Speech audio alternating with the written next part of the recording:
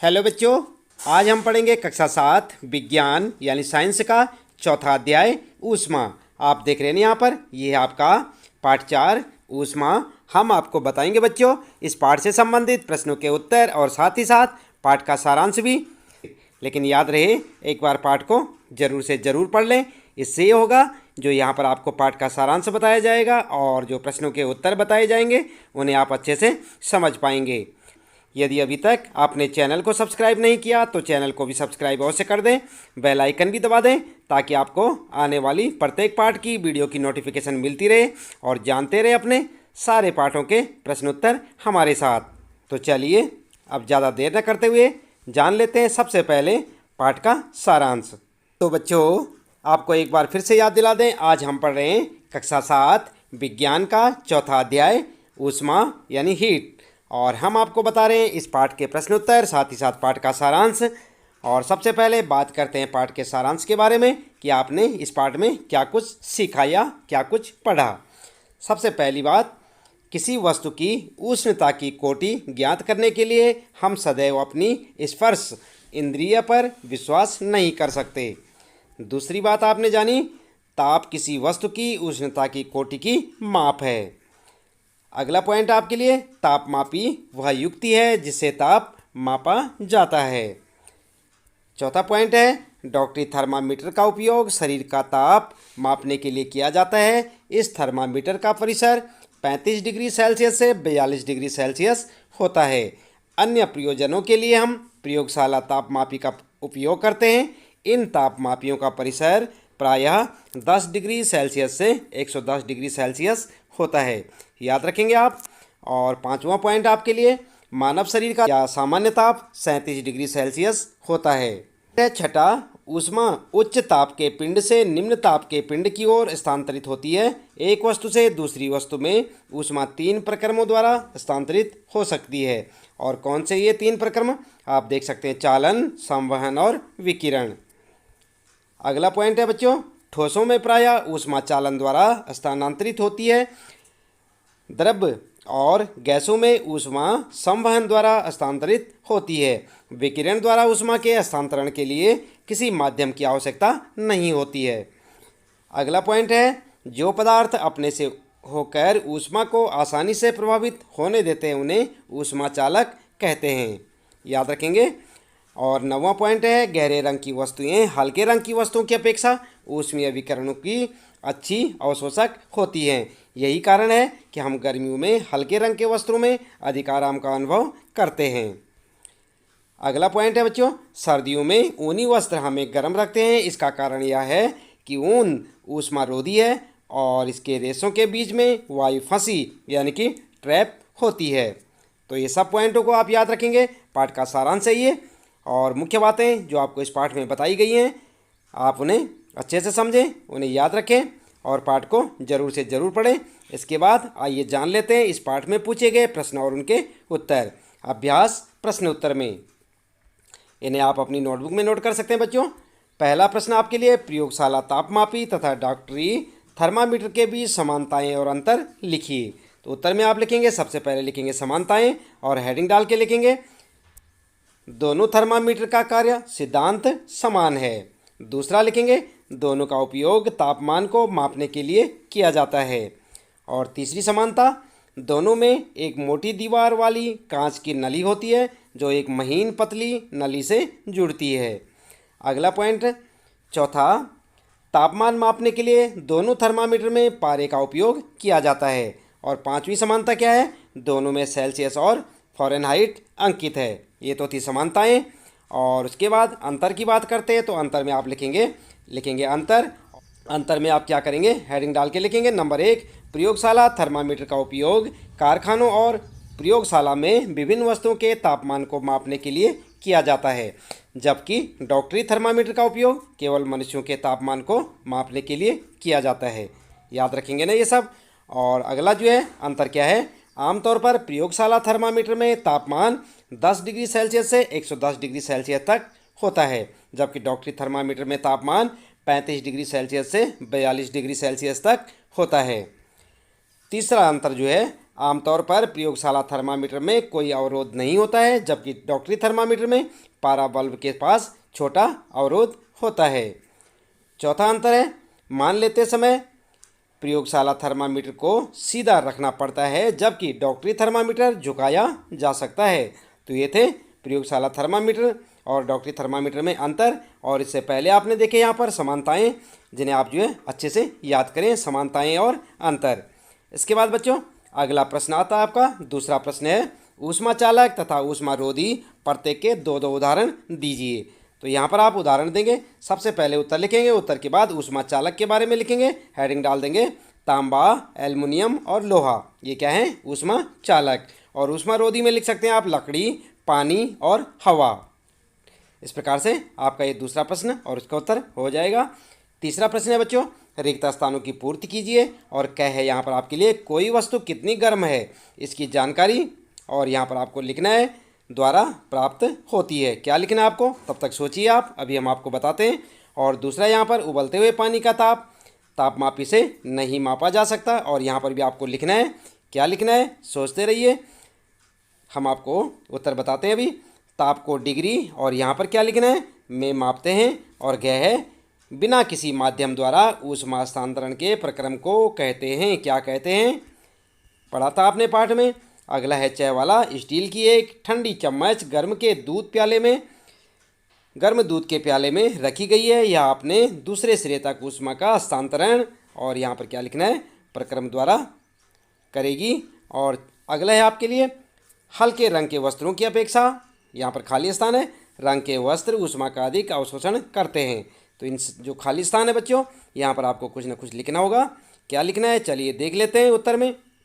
सबसे पहला जो कै वाला है, कोई वस्तु कितनी गर्म है इसकी जानकारी द्वारा प्राप्त होती है, किसके द्वारा, तापमान के द्वारा। यहाँ पर क्या लिखेंगे, फर्स्ट वाले में तापमान।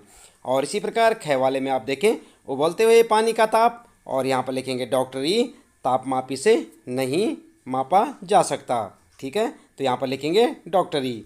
अगला है बच्चों, गै वाले में क्या लिखेंगे उत्तर में, ताप को डिग्री यानी सेल्सियस में मापते हैं। यहाँ पर जो आप लिखेंगे सेल्सियस, डिग्री सेल्सियस में मापते हैं। और घ वाले में लिखेंगे बिना किसी माध्यम द्वारा ऊष्मा हस्तांतरण के प्रक्रम को विकिरण कहते हैं। क्या भरेंगे यहाँ पर, विकिरण। और च वाले में लिखेंगे आप इस प्रकार से, स्टील की एक ठंडी चम्मच गर्म दूध के प्याले में रखी गई है, या आपने दूसरे सिरे तक ऊष्मा का हस्तांतरण संवहन, यहाँ पर क्या लिखेंगे, संवहन प्रक्रम द्वारा करेगी। और अगला है छ वाले में लिखेंगे आप हल्के रंग के वस्त्रों की अपेक्षा, यहाँ पर भरेंगे आप गहरे। क्या भरेंगे, गहरे रंग के वस्त्र ऊष्मा का अधिक अवशोषण करते हैं। तो इस प्रकार से आपके उत्तर हो जाएंगे। तीसरा प्रश्न है आपका, आपने देखा होगा यहाँ पर, ये तीसरा प्रश्न था, रिक्त स्थान थे यहाँ पर, और रिक्त स्थानों की जगह यहाँ पर हमने आपको उत्तर में बता रखा है, ये हेडिंग लगा रखी है, ये सारे आपके जो है रिक्त स्थानों में आप इन्हें भर सकते हैं। अगला है बच्चों चौथा प्रश्न है, कॉलम ए में दिए गए कथनों का कॉलम बी में दिए गए शब्दों से मिलान कीजिए। तो यहाँ पर आप देख सकते हैं कॉलम ए ये है आपका, और कॉलम बी है यहाँ पर, और इनका जो है इनका मिलान करना है आपने, इस साइड के जो लिखे हुए हैं इन शब्दों के साथ मिलान करना है। तो किस प्रकार से करना है आप उत्तर में से देख सकते हैं, कॉलम ये है और कॉलम बी ये आपका उत्तर है। और उत्तर में यहाँ पर जो कै वाला है, थल समीर के बहने का समय, तो यहाँ पर आप लिख देंगे रात। ठीक है, समुद्र समीर के बहने का समय, तो यहाँ पर आप लिख देंगे दिन। और गहरे रंग के कपड़े पसंद करने का समय सर्दियाँ, और हल्के रंग के कपड़े पसंद करने का समय क्या लिखेंगे, गर्मियाँ। तो इस प्रकार से आपका उत्तर हो जाएगा। इस प्रकार से आप मिलान करें कॉलम ए और बी का, आप देख रहे हैं यहाँ पर। इसके बाद पांचवा प्रश्न आता है आपका, और इसमें पूछा है सर्दियों में एक मोटा वस्त्र पहनने की तुलना में उसी मोटाई का कई परतों का बना वस्त्र अधिक उष्णता क्यों प्रदान करता है, व्याख्या कीजिए। तो यहाँ पर उत्तर में आप लिख सकते हैं, उत्तर लिखेंगे कपड़ों की परतों के बीच हवा फंस जाती है, वायु ऊष्मा रोधी का कार्य करती है, यह परत हमारे शरीर की गर्मी को आसपास के वातावरण में जाने से रोकती है। पतले कपड़े की अधिक परतें अधिक हवा को फंसने देंगी, और परिणाम स्वरूप शरीर की गर्मी वातावरण में जाने की संभावना कम होगी। इसलिए सर्दियों में एक मोटा वस्त्र पहनने की तुलना में उसी मोटाई का कई परतों का बना वस्त्र अधिक उष्णता प्रदान करता है। तो इस प्रकार से आप अपना उत्तर लिख सकते हैं। ये पांचवा प्रश्न है। इसका उत्तर आप यहाँ से देख के लिखें, अच्छे से लिखें, याद भी करें बच्चों। अगला प्रश्न आता है चित्र 4.13 यानी कि 4.13 को देखिए, अंकित कीजिए कि कहाँ कहाँ चालन, संवहन तथा विकिरण द्वारा ऊष्मा स्थानांतरित हो रही है। और इस प्रकार का आपको एक प्रश्न में चित्र देखने को मिलेगा। आप देख सकते हैं ये वाला चित्र आपको दिखाई देगा आपके प्रश्न में, आपकी पाठ्य पुस्तक में देखें। और इसका उत्तर क्या लिखेंगे आप, उत्तर आप इस प्रकार से करेंगे। ठीक उसी प्रकार का एक चित्र और बनाएंगे आप, और यहाँ पर जो है आप चित्र में दिखा सकते हैं ये संवहन, और यहाँ पर चालन, और यहाँ पर विकिरण, ये सब लिख देंगे आप, और जो है आपका ये उत्तर हो जाएगा। इस चित्र को आप ध्यान से देखें, इस प्रकार का आप एक चित्र बना लें बच्चों, और ये आपका उत्तर हो जाएगा। आई बात समझ में। और इसके बाद जो है अगला प्रश्न आता है आपका 7वां प्रश्न है, गर्म जलवायु के स्थानों पर यह परामर्श दिया जाता है कि घरों की बाहरी दीवारों पर श्वेत सफ़ेद पेंट किया जाए, और क्यों किया जाए इसकी व्याख्या करनी है आपने। तो उत्तर में आप जो है लिख सकते हैं, गर्म जलवायु के स्थानों में यह सलाह इसलिए दी जाती है क्योंकि सफ़ेद रंग उस पर पड़ने वाली अधिकांश गर्मी को परावर्तित कर देता है। अर्थात हम कह सकते हैं कि सफ़ेद रंग कम मात्रा में गर्मी को अवशोषित करता है, इसलिए घर के अंदर का तापमान बहुत अधिक नहीं बढ़ता है। तो इस प्रकार से आप अपने 7वें प्रश्न का उत्तर लिख सकते हैं, याद भी करें बच्चों, काफ़ी इंपॉर्टेंट क्वेश्चन है यहाँ पर। 8वां प्रश्न आपके लिए है, ये प्रश्न 8वां, 30 डिग्री सेल्सियस के 1 लीटर जल को 50 डिग्री सेल्सियस के 1 लीटर जल के साथ मिलाया गया मिश्रण का ताप क्या होगा। क है यहाँ पर आपके लिए 80 डिग्री सेल्सियस, ख है 50 डिग्री सेल्सियस से अधिक लेकिन 80 से कम, और यहाँ पर है ग वाला ऑप्शन है 20 डिग्री सेल्सियस, और घ है 30 डिग्री सेल्सियस तथा 50 डिग्री सेल्सियस के बीच। तो इनमें से 4 ऑप्शनों में से 1, 2, 3 और 4 में से आपको एक सही ऑप्शन चुनना है यहाँ पर। तो ये 8वां प्रश्न है, उत्तर में आप लिख सकते हैं घ वाला ऑप्शन आपका सही होगा, और यहाँ पर जो है 30 डिग्री सेल्सियस तथा 50 डिग्री सेल्सियस के बीच, यानी कि ये घ वाला ऑप्शन आपका सही होगा, यही आपका उत्तर होगा। और इसके बाद जो है 9वां प्रश्न है बच्चों, 40 डिग्री सेल्सियस ताप की लोहे की किसी गोली को कटोरी में भरे 40 डिग्री सेल्सियस ताप के जल में डुबोया गया, इस प्रक्रिया में ऊष्मा, और इसके बाद आपको लिखना है ऊष्मा का, यहाँ पर जो है 4 ऑप्शन है, क है लोहे की गोली से जल की ओर स्थानांतरित होगी, और ख है न तो लोहे की गोली से जल की ओर और न ही जल से लोहे की गोली की ओर स्थानांतरित होगी।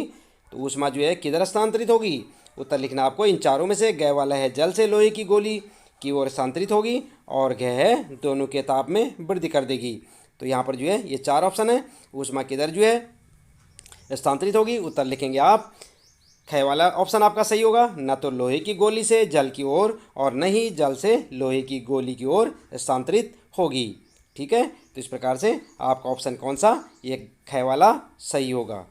ठीक है बच्चों, तो इस प्रकार से आप इसे लिखें। और अगला है 10वां प्रश्न है आपके लिए, यहाँ पर भी ऑप्शन मिलेंगे आपको। लकड़ी की एक चम्मच को आइसक्रीम के प्याले में डुबोया गया है, इसका दूसरा सिरा, और यहाँ पर आपको लिखना है इन चारों में से एक लिखना है। चालन के कारण ठंडा हो जाएगा, संवहन के कारण ठंडा हो जाएगा, विकिरण के कारण ठंडा हो जाएगा, या ठंडा नहीं होगा। तो आपका उत्तर होगा ठंडा नहीं होगा, यानी कि घ वाला ऑप्शन सही होगा। इस प्रकार से आप उत्तर लिखेंगे। और 11वां प्रश्न है, स्टेनलेस इस्पात की कढ़ाई में प्रायः कॉपर यानी कि तांबे की तली लगाई जाती है, इसका कारण हो सकता है, और क्या हो सकता है बच्चों। 4 ऑप्शन है यहाँ पर आपके लिए। क वाला है तांबे की तली कढ़ाई को अधिक टिकाऊ बना देती है, या ख वाला है ऐसी कढ़ाई देखने में सुंदर लगती है। ग है स्टेनलेस इस्पात की अपेक्षा तांबा ऊष्मा का अच्छा चालक है, और घ वाला ऑप्शन है स्टेनलेस इस्पात की अपेक्षा तांबे को साफ करना आसान है। तो आपको इन चारों में से एक ऑप्शन देखना है कौन सा सही होगा, उत्तर में लिखेंगे आप ग वाला ऑप्शन सही है, स्टेनलेस इस्पात की अपेक्षा तांबा ऊष्मा का अच्छा चालक है। ठीक है, तो ग वाला ये जो है आपका ऑप्शन जो है सही होगा, इस पर आप सही का चिन्ह लगा दें और इसे अपनी नोटबुक में नोट कर लें। साथ ही यहाँ पर इस पाठ से संबंधित प्रश्नों के उत्तर समाप्त होते हैं। उम्मीद है कि आपको अच्छे से समझ आए होंगे। आप इन्हें अपनी नोटबुक में नोट करें, अच्छे से याद करें, अपनी परीक्षा की अच्छी सी तैयारियाँ करें।